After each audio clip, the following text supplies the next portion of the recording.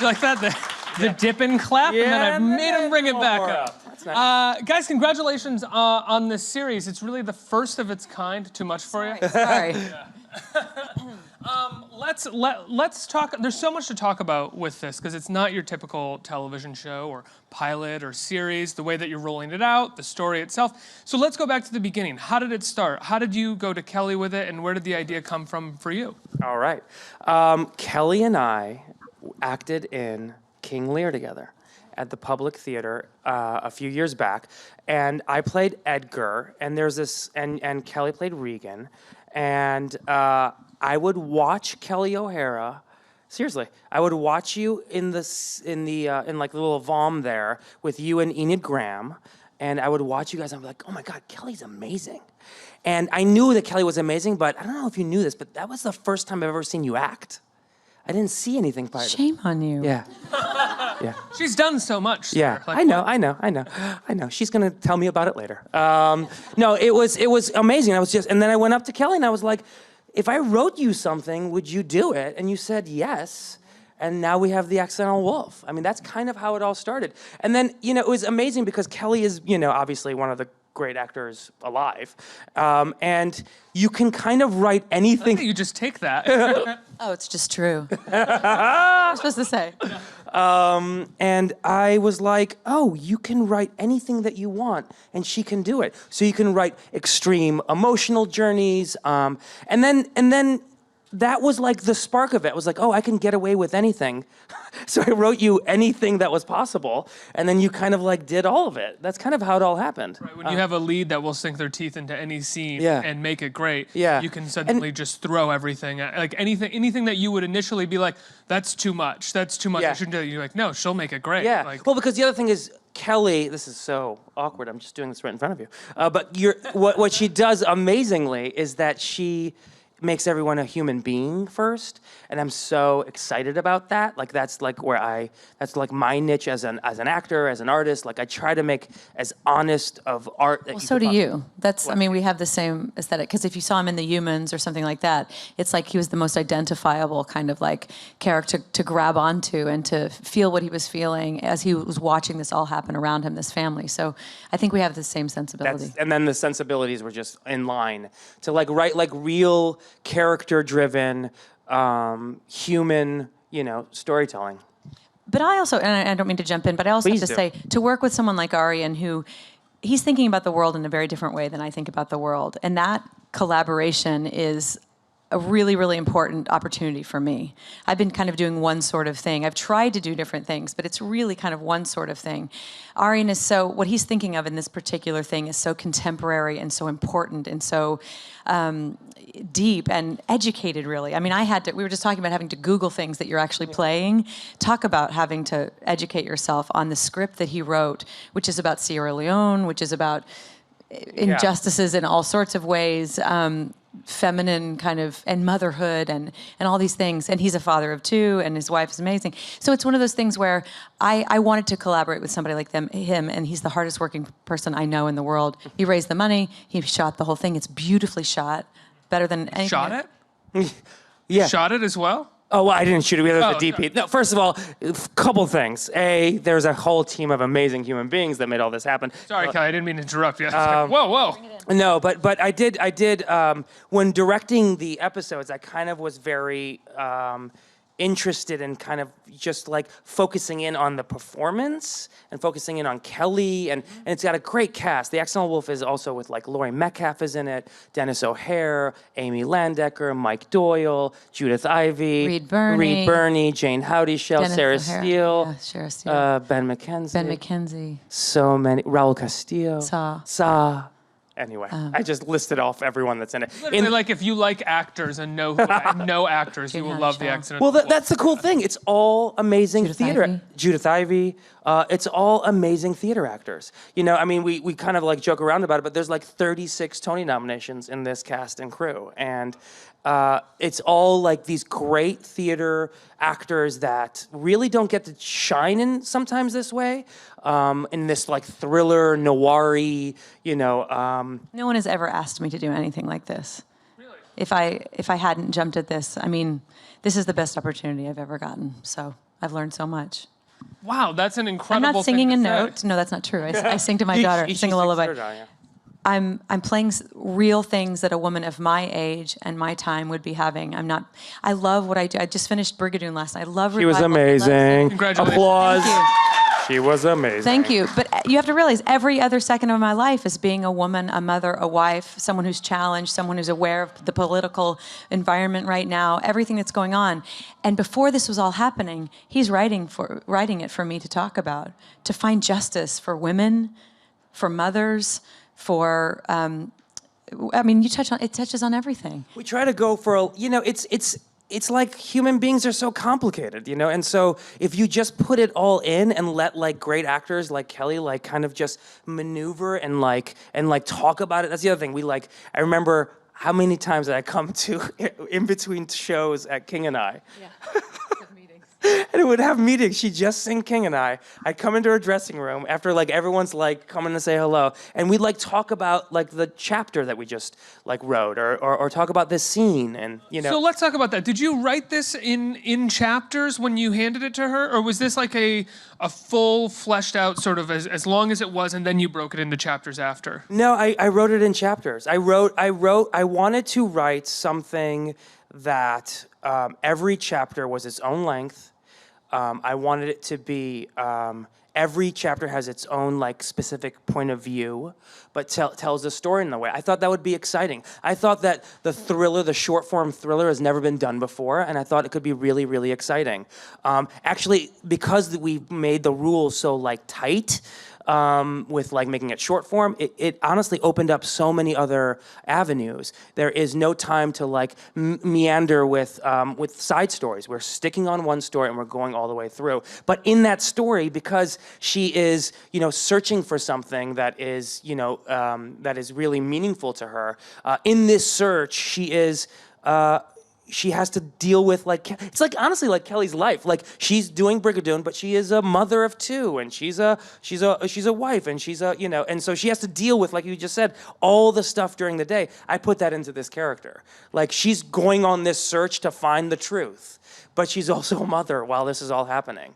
Is there a catharsis for you in doing this? I think that's kind of what you were getting at, in the sense that your work, as much as you love your work on a daily basis, doesn't necessarily give you the kind of catharsis or the doesn't let you sort of use your voice in regards to your everyday life and what you Absolutely. I mean, that's what I mean about being such an opportunity for me. I think we all want to know what's inside us, and there is one kind of certain thing I've been doing, which I really truly sink into deeply and believe in it, and that it's that kind of fantasy world, and it's usually about love and things like that. But on a day-to-day basis, if we're thinking about contemporary injustices, and I know we're all just in this heap of concern and worry about this climate right now. Every day's a new nightmare. A new nightmare. I mean, people are going to therapy because of their fears of what's the news just every single day, and it can have to do with what it has to do with everything, and to be able to voice some bit of. There's a great sadness. I mean, Arian wrote this character with.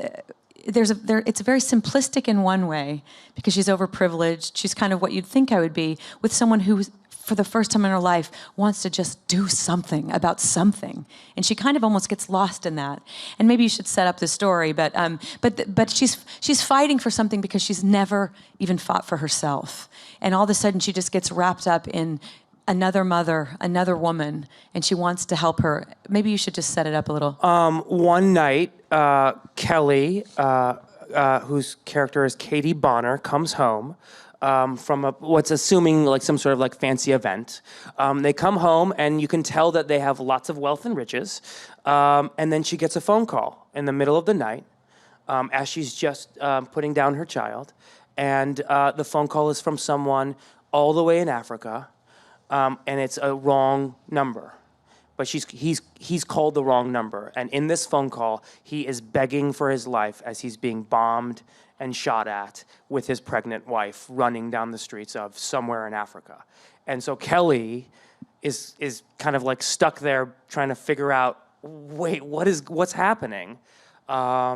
And it's so sad that I can't even tell you more. All this to say is that's how this story. That's the first like 5 minutes of this show, and then we launch into this conspiracy theory and this. It's a great first episode. It's a gripping and it turns the screws and does everything that a kind of first chapter, first episode should do, especially in the way that it ends without giving that away. Yeah, and all of a sudden she like is launched into this question of what is the truth. What did she hear? And that's kind of like, did I give anything? Is that?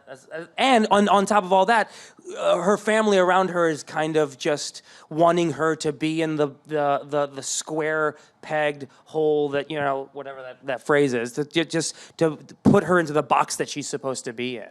And she's kind of like, I don't want to be in that box right now. That's kind of like the journey of the story. It's called The Accidental Wolf because, that's one of the questions. Who is the wolf?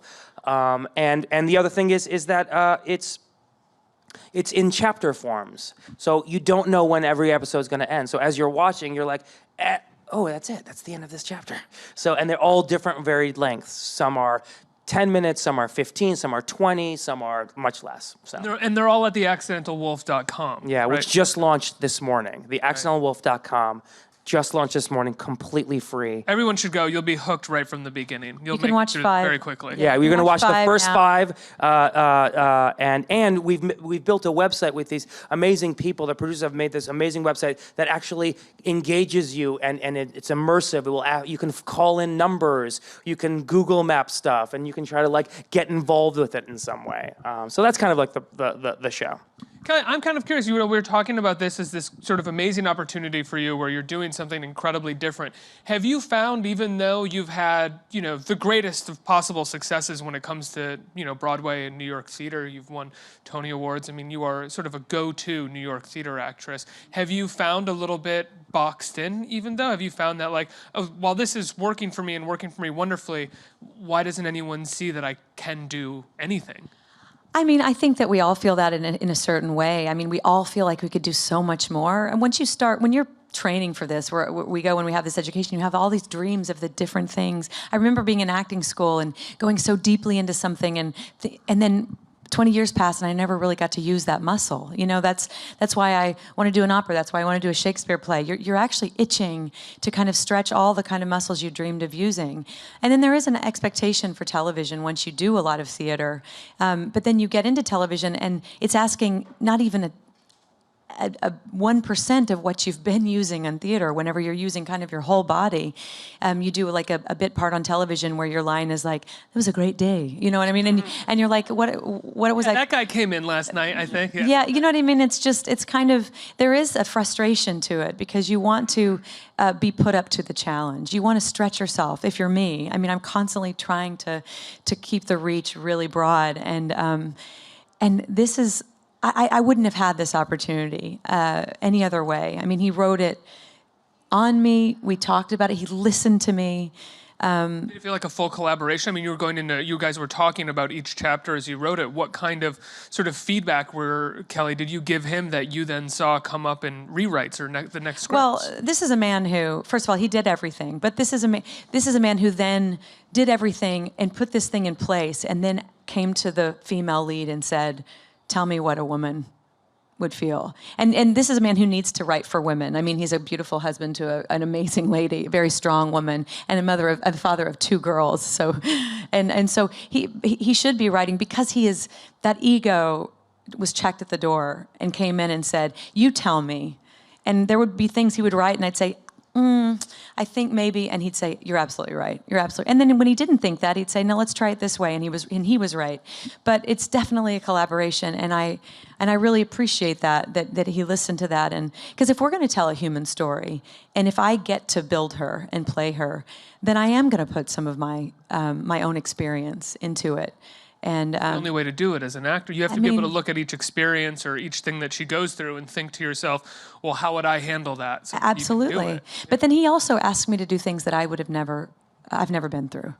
He asked me to be in position in experiences that I wouldn't know what to do. And if I could be as brave as her, I hope. But that's the biggest part. He's asked me to do things that I don't know. And that's where, storyline-wise, because his education and his experience with the world, and we come from very different backgrounds, he's telling in a very important story, and I'm the catalyst through which he's going to tell that story. It's interesting. I mean, the process is so interesting. I just feel like so many times we don't have a sense of empathy about some things, and sometimes all I want to do is empathize with every character and feeling like what they're feeling and how much that must be. And if I don't know, I just ask them. There was a outside of Kelly, this lovely actor by the name of Sa, who was Tony nominated for Fela on Broadway. I talked to him and I said, tell me about, what it's like in Sierra Leone. Like, just talk to me about that. And then we got a group of people from Sierra Leone to come in, and we had these long, deep conversations about how they're not represented, how they think, and then everything that they were saying, I was like, oh my God, people should hear this. And so in chapter 5, one of the characters gets to say stuff that nobody from that part of of the world has ever gotten a chance to say, and all I'm doing is just writing what they want to say. I'm not judging it. I'm not saying like right or wrong. I'm just saying this is it. This is what this is. And with Kelly as well. Like there was many times I'd be like, I think this has to happen here, and she'd be like, I don't think I would do something like this. And we'd discuss it, and she'd be right or I'd be right, and then we'd like figure out another way to attach it, or she'd be like, you know what? Perfect example, in the pilot episode, we were talking about what is the first moment that we see her? How do we see her right after this gala? And we had this lovely conversation about like what it must mean, to be a woman like Katie Bonner. All of a sudden, that sparked more conversation, and we found the simplest solution. That's in like the first minute, which is her by herself eating a snack, in a deli. Oreos, because that's what Kelly likes. Love Oreos. And she's just eating an Oreo by herself in the corner of a deli. And that just kind of like says everything that needs to be said in that moment. And that's like... She's hiding. She's having a private... She's hiding so she can have a private moment to herself, because she rarely gets those, it seems. Yeah. I mean, I think we began it with like maybe she was buying some sort of Vicodin or something. She was like on something. And I remember thinking, let's set this person up as being, I mean, there's all sorts of things that then came after. Sure. But this oppression, like she's married to this wealthy son of a, whatever, and billionaire, her whole life has been one expectation after another. You meet this her mother, Judy Ivey, who really explains how that is set up in a kind of grotesquely beautiful, amazing way because of her performance and because of the writing. And you realize what she's been up against, and she's just walking through, and this is one particular night where she's just like, F you all, I'm just going to go have an Oreo. It's like, and that's probably the lightest moment of the rest of the entire series. Yeah, that's probably true. Because it was just like, and I've had a baby, and I don't know, it's just, there are these very human things about it, and maybe later she goes to something much darker, but I don't know, we wanted to set up these kind of like daily human qualities about a person. Like what do you do? Do you just sit down and open a pint of ice cream, or do you take a lot of pills? And maybe she does both, but we're trying to fight for just a human being and what happens when something extraordinary happens to her. So smart to change it from Vicodin to Oreos. Oh, yeah, for everybody. Just simply because it's just a more original idea. The pill thing is like, when you're writing, it's like the first thing that comes to mind, and you need somebody else to be like, well, there's a lighter version of that we can do, and it's so much, it's even more articulate because it's more original. And all of that has been the process. It's like, oh, this means this, and it's like, well, actually, like the easiest version of this would just be this, and you're like, oh, this is much better and more human. But also, he comes to me and asks me, and the first thing I think is, in the next moment, you see me nursing my child. If you want to trust me, you're not going to see me taking Vicodin and then nursing my child. Yeah. I might have a pint of ice cream, but I'm not going to nurse my child. And so that, you listen to each other and you just make the simple choices that then lead to the very, very difficult and complicated reality. It's one of those guy things, oh yeah, duh. Yeah, exactly. No, he knows. No, but the reality is that, I don't know things. Yeah. That's just the fact. I don't know a lot Oh, of he things. does. He does. The thing is that I'm not going to listen. I'm not going to downplay what I do and who I am and what I've been doing. I dig very deeply, even if it's the most Yes. old-fashioned Brigadoon or Rodgers and Hammer, whatever it is. I try to dig very deeply about World War II or wherever we are. But Arian's view of the world and education about the world, just simply because of where we come from, he's taught me so much. So much. Yeah, that's the other thing. Like I have a, it's kind of like in the Humans. In the Humans, nobody knew that the name of the character was Richard Saad, which is a Middle Eastern name. But some people did. And Middle Easterners that saw the show would be like, oh my God, he's acting like such a Middle Easterner in a white person's family. You know what I mean? I've seen The Humans and I didn't know that. Yeah, but that's okay. That's okay. Because human beings are complicated. When I meet you right now, I have no idea anything about you, but like I'm making these judgments until you tell me like, oh, this and that. I'm just a standard white dude. Don't worry about it. But I was born in Iran. Like people didn't know that, and I grew up in an immigrant household with like family members that didn't speak a lot of English, and we had to deal with that. So that's my mind view, and some of the stuff that's in the show is kind of from that POV said by, Judith Ivey. And that doesn't mean, it just goes to show you, like, human beings are human beings are human beings. Like, my mother could have said some of that stuff, to about her upbringing, but then all of a sudden Kelly's, Judith Ivey is not anything like my mother. But it still works, just saying yes to all that. What he's doing is so important. I mean, Waterwell, is your company. They just did this production of Hamlet, which was the most different production of Hamlet I've ever seen, with this amazingly original music, and it was the most identifiable Hamlet I've ever seen. But it was about... Yeah, it was set in 1917 Tehran. And it was a very realistic portrayal of what it must be like for kings of Iranian time to try to westernize.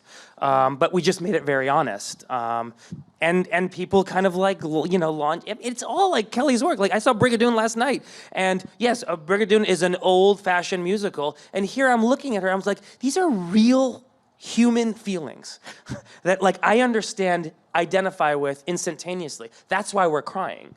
You know what I mean? So it's just trying to get to the, I think the collaboration really works is because we're really interested in truth. Yeah. Just like deep, ugly, messy, uncomfortable, beautiful, truth. Let's get some questions from the audience. Who is right here? You. Thanks for being here. So with your theater backgrounds, how did it help influence the project, and like how, if you didn't have those backgrounds, do you think you wouldn't have had that? And then for Kelly, how does it feel to reunite with Ken to do King and I in the West End? I want to know that one too. Awesome, because theater actors, can do long takes, and can do long scenes. So we wrote these like, some people describe this episodes as like little one acts. And they're these long, 7, 8, 9-page scenes that don't happen in television very often. And we'd have a couple cameras and we'd just like sit it around and we'd do the scene like 10 times and focus in on different things, and we'd come in and so that kind of like work is very theatrical. In television, it's such a hurry up and go. That sometimes those kind of like deep conversations about, oh, what does that mean? Or what is this about? Or how do I attack that? Can't really happen. But when you have these little like theatrical one acts, it's really easy to write in those ways. And all these are theater actors. Everyone was a theater actor, so everyone was game to do that. This chapter is chapter 2, and I won't tell you anything about it, but this face was with one of my very favorite actors who was also in King Lear, Frank Wood. And I just sat across the table from him, and the two of us just went for, it's a long scene. Yeah, it's a 15-minute scene. Yeah, and that to me is, because on the stage we played husband and wife in King Lear, and I said 2 words to him. Yeah. And then you killed him. And then I killed him, stabbed him in the back. But in this, it's just this opportunity to watch somebody's process and work with them and be moved by them. And I was. It's like my favorite moment. and speaking of other actors, I'm thrilled to be back with Ken Watanabe. Thank you. We've been trying to plan it. We were going to go right after it closed, and then things happened with London. And the fact that it's coming back together, and it's going to be this nice bit of time, my whole family, we're going to go. And I just love Ken, and he's so nurturing and beautiful. And, you know, you come to a time when you want to re-experience the things that really brought you joy and growth. And so you work with the people you want to work with. And I'm so lucky to be able to start doing that, and that's work. Going back to Ken and King and I is one of those examples. Next question. Hi. So Kelly, they seems like the character has been modified to you and what you're really like in life. And Arian, you mentioned that the show is really about the truth. So Kelly, within your career or this show, what kind of truth as a character, as a person, would you like to shed for the show or just career in general? Well, that's a good point. I think that I have to kind of make a correction. And Katie's not me at all. But what I feel like is, if I could put myself in the position of someone as an actor to bring human qualities to someone who is actually quite flawed and actually quite. She's questioning a lot of things, as we all are. Mine happen to be some different types of things, but also some of the same. I feel like that's a great opportunity to kind of, work out some of my own stuff and giving her a human side, but also learn something in general about people and what they might be going through. So I'm so excited to be able to do that, to be able to kind of just play someone contemporary, to give a voice to kind of that part of myself, though she be different than I am. So there will be pieces of me in there, but definitely telling a story of someone else's journey, which is interesting. I think we have time for one more. Hi. Hi. Well, first of all, thank you for being here and for making our Monday morning slightly less dreary. My question is, from the way that the two of you speak about this, it's very clearly a project that deeply resonates with you. And Kelly, you briefly spoke about what we're dealing with right now with the climate. What about this project do you think is important for right now, and what do you hope people take away from it? Wow. I think that's a great question. I think we are living in this world right now where like everyone has an opinion on something, and everyone wants to shut everyone down because of their opinion, it's because the social media world is so easy to like, you can't even write anything on Twitter without like 5 people telling you, go back to where you came from or whatever. Like it's so hard to do that kind of stuff. One of the things that I think is really kind of like beautiful about this is that, about The Accidental Wolf is that she's also getting that. Her character is being like, don't talk about that. Don't worry about that. Go away, push that aside. And she doesn't want to. And she just wants to like find out what is, she wants to do something. She wants to kind of like go in and be like, I want to do something here with this. And so I think that's really important right now. And also, gosh, some of this stuff was written, before the last election. And so some of it resonates in a very deep way now, because the potentials of wrongdoings in the world is very high right now, and it really sparks an interest globally. I'm good friends with Terrell McCraney, who wrote Moonlight, and he came. Waterwell also runs an education program at the Professional Performing Arts School, and he came in and talked to some of our students, and Terrell said that August Wilson told him that great art runs on 3 cylinders: the interpersonal, the global, and the spiritual. That's why everyone does Shakespeare. Not because he wrote the most plays. He didn't, not even close. It's because he's constantly pushing on those 3 cylinders. He's constantly saying it's a personal story, it's a global story, and it's a spiritual story. And I think we've, with Kelly's performance and these amazing performances and then the amazing crew that made this looks like $1 billion, I think we're like pumping on all 3 of those cylinders, and now is very necessary to do something like that. Guys, congratulations. I have to let you. you go. TheAccidentalWolf.com is where people Right can now. watch the first 5 chapters, Yeah. right? And then then there's going to be another rollout. And So the first 5 chapters are dropped today, this morning, theaccidentalwolf.com, and then we will let you know when the next 4 happen. Well, kind of, because the last chapter, I don't want to give too much away. I don't. Go and then retweet that link. Yes, tell the world. Tell the everybody world. to watch it. Independent, theater folk making, trying to make something cool. Yeah. And Kelli O'Hara is amazing in it. guys, give them a round of applause.